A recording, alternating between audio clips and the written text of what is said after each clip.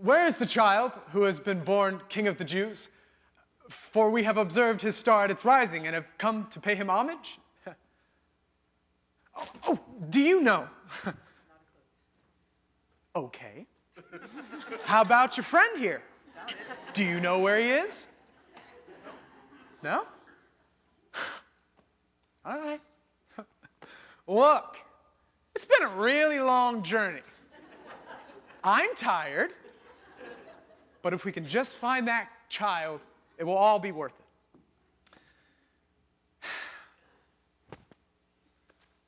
I had it pretty good, back home in the East. I had to leave all that behind. All that was familiar. The safety of home. To travel into unknown and possibly perilous lands, you'd try it sometime. Plus, I was pretty well regarded back home. A lot of folks thought I was pretty wise.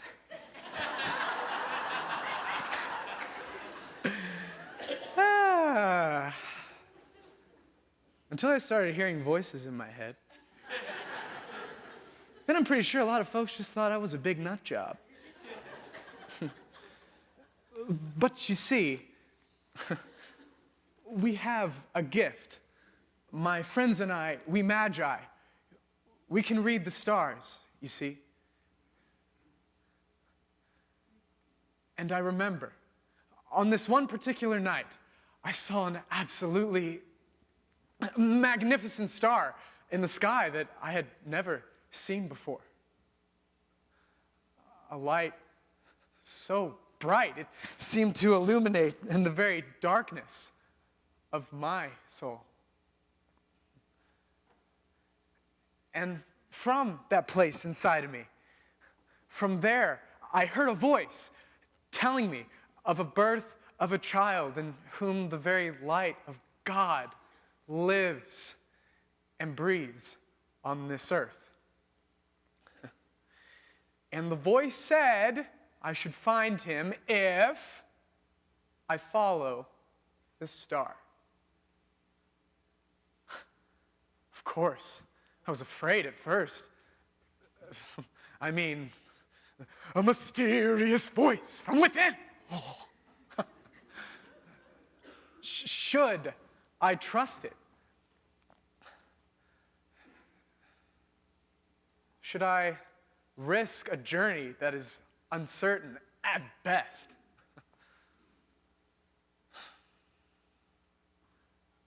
And of course, there's the obvious question. Why me? And I didn't have an answer to any of those questions. But I'll tell you, gazing at that light, I just knew that this is what I was supposed to do. So, here we are in Jerusalem, looking for the child, for the Christ. Oh, do you know where the child is? No? In my heart. Well, he's a physical being, thank you. And you, sir, do you know? Well, that's okay. Thank you anyway. What? Do you know? Well, I might have a thing or two to say about that.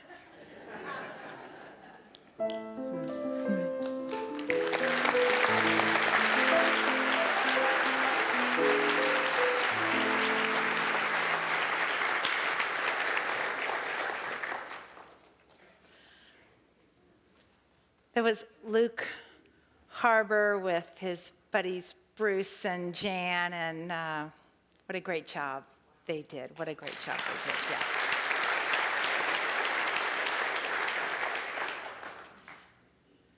So we begin our Advent series today. It's called Discovering the Christ Within You. Somebody blew the punchline back there. Who said the Christ is within us? You already knew.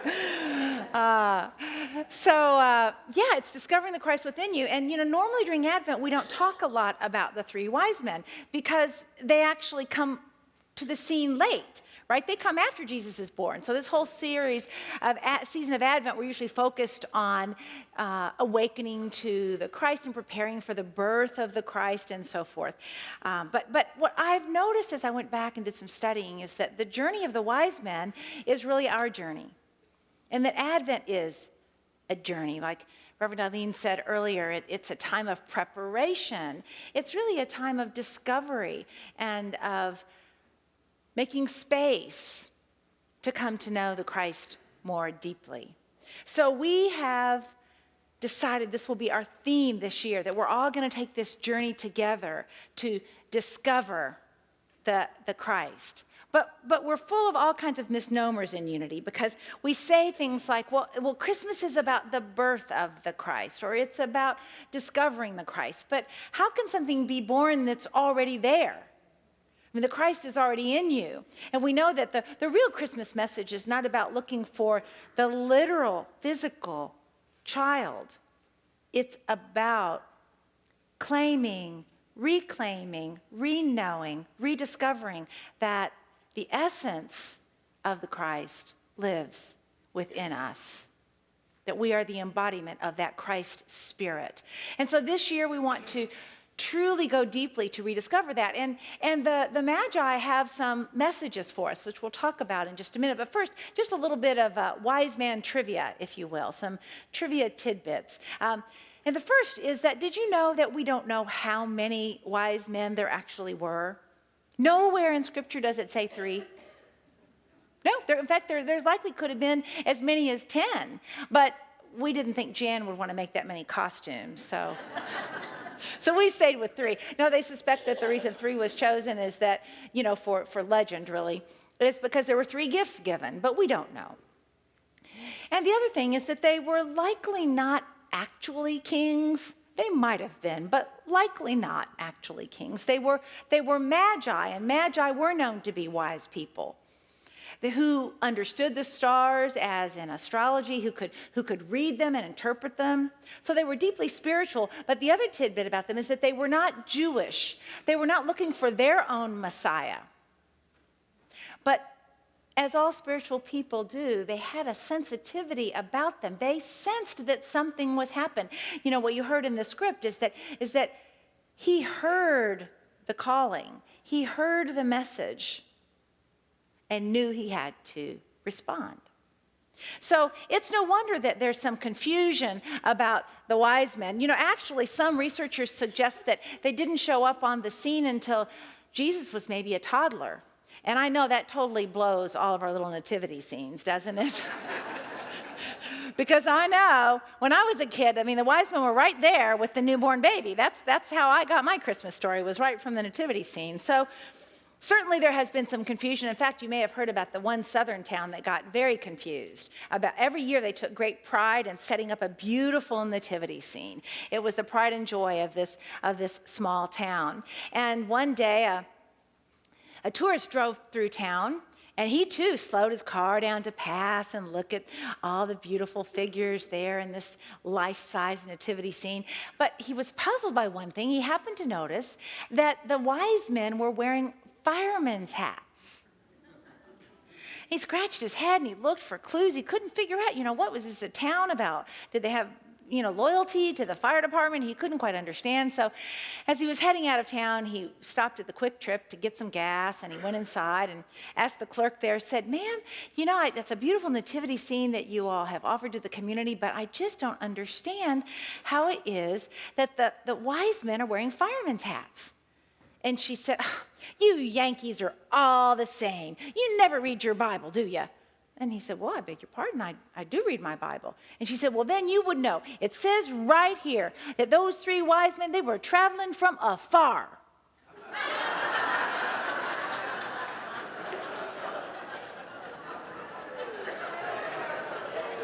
Now, you knew I was going to tell that. You knew I was going to tell that. And so here's my invitation to you. I'm going to tell every wise man joke I can get my fingers on. So you just send them to me, as long as they're, pulpit friendly, right? Church friendly. Send them to me, post them on Facebook, and maybe you'll be the author of the next wise man joke that gets told here at Unity Church of Overland Park, huh? And the way I measure, the more successful the joke, the more it groans, right? So the more it groans, the more successful the joke. But seriously, we have selected the wise men to travel with them because their journey is our journey. And there's a lot of things that we'll learn over the coming weeks that they can teach us. Let me read to you just the beginning of the passage in the book of Matthew, chapter 2. In the time of King Herod, after Jesus was born in Bethlehem of Judea, wise men from the east, came to Jerusalem. I thought you'd be proud that I knew where the east was.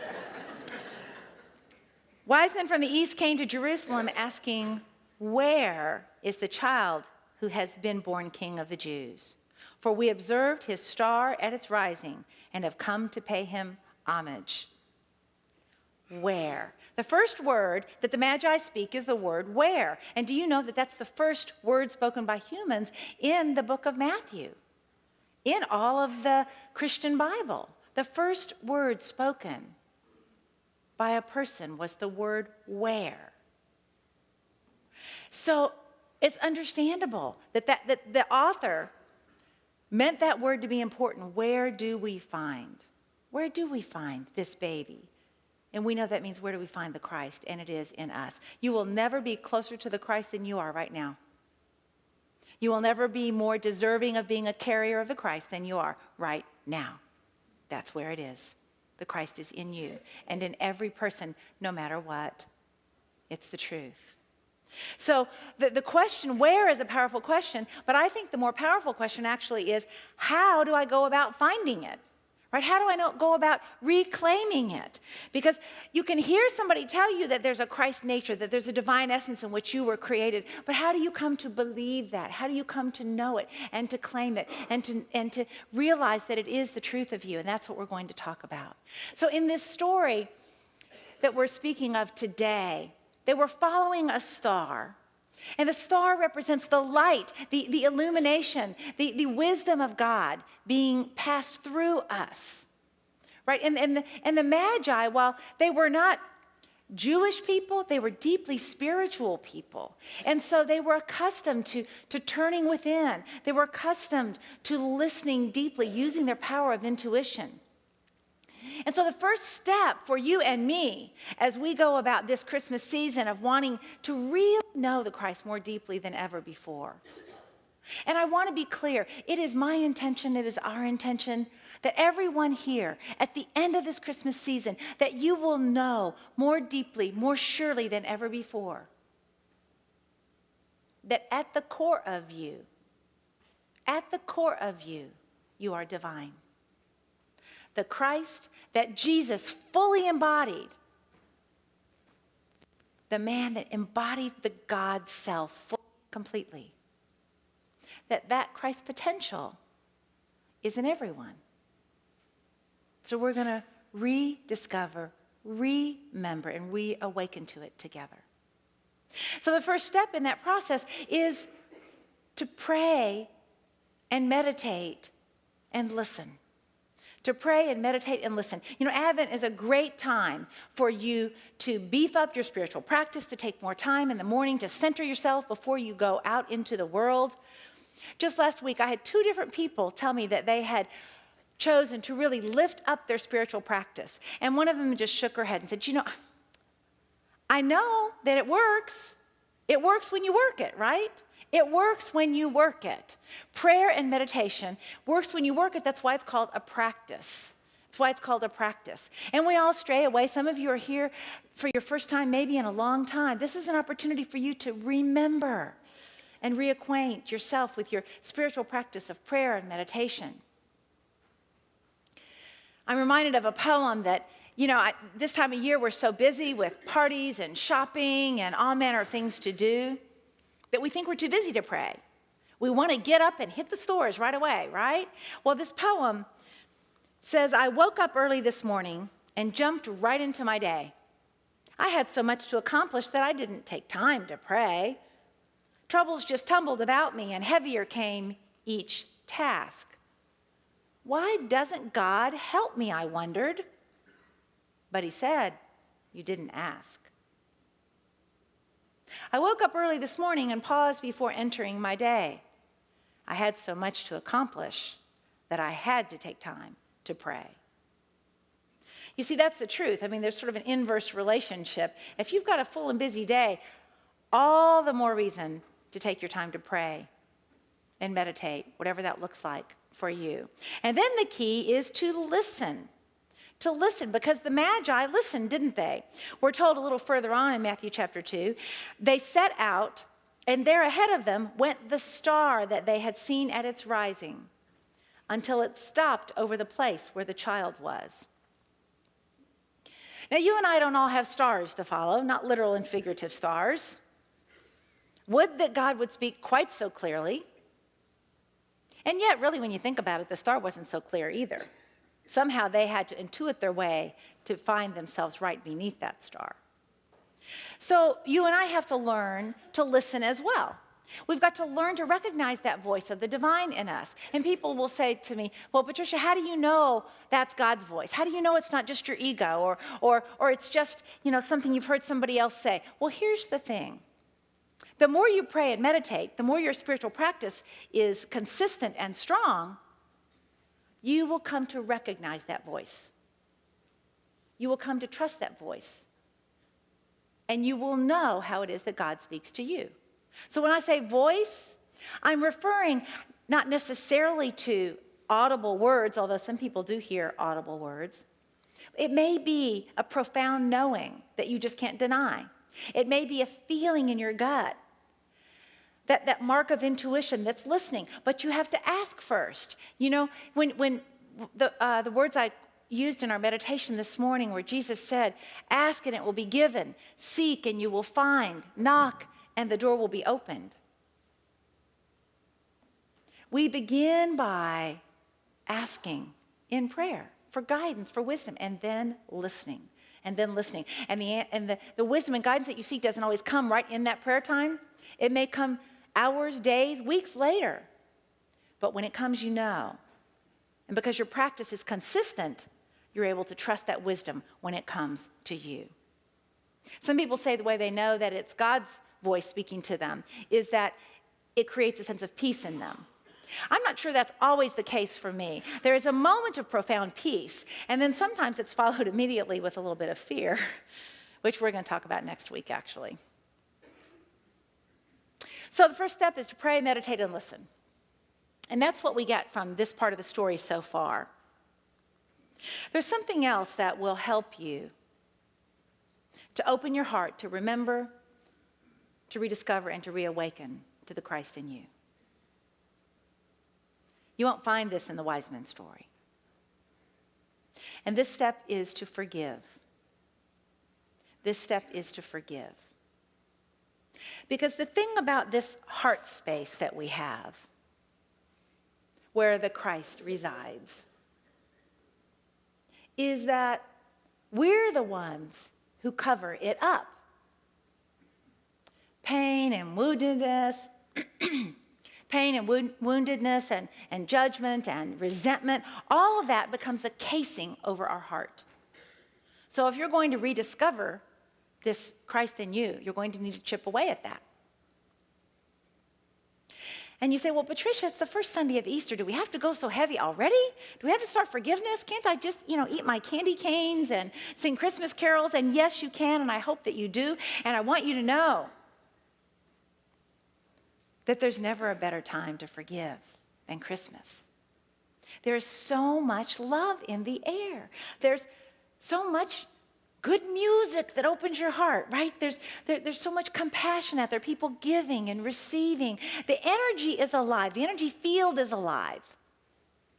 It's a great time to open to new levels of forgiveness, whatever that might look like for you. It's hard to fully embody your Christ nature when you're carrying around a heart that is crusted over with crystallized pain. So I want to share with you today a story that I encountered. I encountered this story, 2 weeks ago. I traveled to New Jersey to lead the installation ceremony for Elizabeth Mora. And she sends her regards, by the way. You know Elizabeth came from this community, and she attended here while she was in ministerial school. And it was a joy to get to go up there and bless her and dedicate her. She's got a great church. She's doing wonderfully. She and Arturo are. So they send their love to you. But on my way up, I was reading a magazine on the Southwest Airlines plane that I was flying on. And it was their November issue, their Spirit magazine. And in that magazine was a beautiful story of forgiveness that I want to share with you, a very true story. So let me set up the cast of characters for you. Zim Camisa was the grandfather of, Zim Camisa had one son, and his name was Tariq. Tariq was a college student engaged to be married and was working part-time as a pizza delivery boy in order to earn money to get himself through college. Now that was Camisa and his son, Tariq. Then there was another man. His name was Ples Felix. And he had a grandson whom he was really helping to raise as a son. Felix had a grandson named Tony, who was 14. And Tony was in a gang. So one night, Tony and his gang wanted pizza. So they called and ordered pizza. They ordered it to be delivered to a fake address. And when Tariq, who was delivering the pizza, came to this fake address, the gang members demanded the pizza without paying for it. And Tony refused and got back in his car. And it was I think I said the wrong name. I'm sorry about that. Tariq was the pizza delivery boy or young man, and he refused to give the pizza over. And Tony, the 14-year-old gang member, was told to shoot him. And he did. He shot Tariq and killed him. And as it turns out, it was an opportunity for Tony to become a member of that gang. He was told he had to kill in order to become a member of the gang, and that meant a lot to him. So you can imagine what sort of pain ensued from all of this. Camisa, the father of his only son, he says the pain was unbearable, and he even considered taking his own life. Now, as I share this story today, I'm aware of what's just happened in our Kansas City community. This was selected long before events of this last weekend happened. And I'm also aware that there are people in the room who've experienced losses and tragedies in your life. So there was Camisa, not even wanting to go on to live himself. And he couldn't seem to get back into life, try though he might. And so he went away to a cabin in the woods to pray. He was Sufi Muslim, and he prayed for guidance to be able to re-enter the world of the living, because at that point he couldn't even work. He was so grief-stricken. And the answer that he got was that he needed to start a foundation to help prevent childhood and teenage violence. That was the answer that he got. And the other part of the answer that he got was that he needed to forgive Tony and to forgive Tony's family. He said, it's written in the article, somehow he also knew that if he didn't forgive the killer's family, reach out to them, and even invite them to join his crusade, he'd forever be a victim of his anguish. And so he did forgive the family. And when he spoke to Felix, the grandfather of Tony, who had been the killer, he said to him, "We both lost a child. There were 2 victims that day." And sure enough, 14-year-old Tony was prosecuted as the first child to be prosecuted as an adult in California under a new law that they'd enacted. And he went away for 25 years to prison. He is still in prison today. Camisa went on to establish the Camisa Foundation, and he very quickly invited into this experience the grandfather of Tony. And so somehow these 2 men have formed a partnership, and they have now together spoken to millions of children around the country. And I want to share how it is that he expressed himself at a presentation recently. As he spoke to the teens in the room, he said to them, "Tariq is already dead and gone forever. And Tony's in prison for a very long time. So we're not just here to share their story." He said, "We're here for you because every one of you is a very important person. And it would break my heart if any of you ended up dead like my son or in prison like Tony." And the students sat stock still and silent. And then he asked them, so how many of you have lost a brother or sister to violence? And about a third of them raised their hand. And then he asked the room, there were several hundred there, he asked them, if you had lost a brother or sister to a violent act, how many of you would want revenge? And almost everyone raised their hand. And then he said, I have one question for you. Would that revenge bring back Tariq?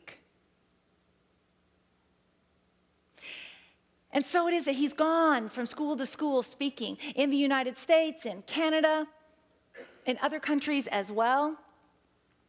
And in one particular school, the rate of kids referred to the principal for discipline problems reduced by 65%. So they are having an impact, these 2 men, as they go out together. Camisa eventually went to speak to Tony in prison. And when he spoke to him,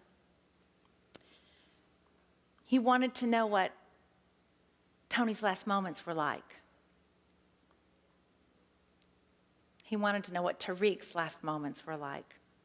And Tony told him that he did not recall any particular words that Tariq might have spoken, but that in the moment that he pulled the trigger, there was this brilliant white light that seemed to come down and envelop both of them.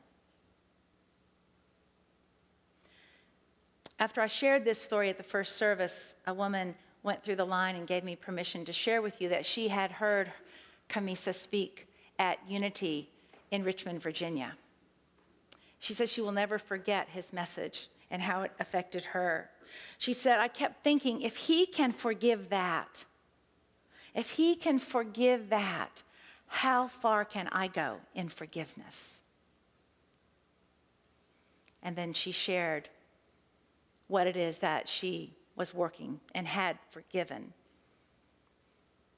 And so that's our question. How far can forgiveness go? One of the things that Camisa said is that he's adamant about his forgiveness message. He said, there's no quality of life in being a victim. There's no quality of life in being a victim. And so I know it's Christmas, and I know we want to talk about candy canes and sing Christmas carols. And what I also know is that this is a powerfully transformational time of year. And that as you reawaken to that Christ in you, you will reawaken to the power of the Christ in you. And that means the infinite power to forgive, to begin the forgiveness process for some of you, to complete the forgiveness process for others of you. It's a journey, and Camisa said that himself. He said, there's pain in the pain. We don't let go of the pain without there being pain. That's part of the forgiveness process. And yet, what better way to celebrate the Christmas spirit than to let it go? Than to let it go. It's a powerful time, this Christmas season. And we're going to travel it together. We're going to look at the many, many lessons that we can learn from this story as we just rediscover the Christ in us. And awaken more fully to the Christ that has always been there and is stronger than you know. And so you remember the words that Jesus spoke when he said, ask, and it will be given to you. Seek, and you will find. Knock, and the door will be opened. I invite you this Advent season to be willing to ask, to be willing to seek, and to be willing to find that Christ that is at the very center of you and is your true essence. Merry Christmas, and God bless you.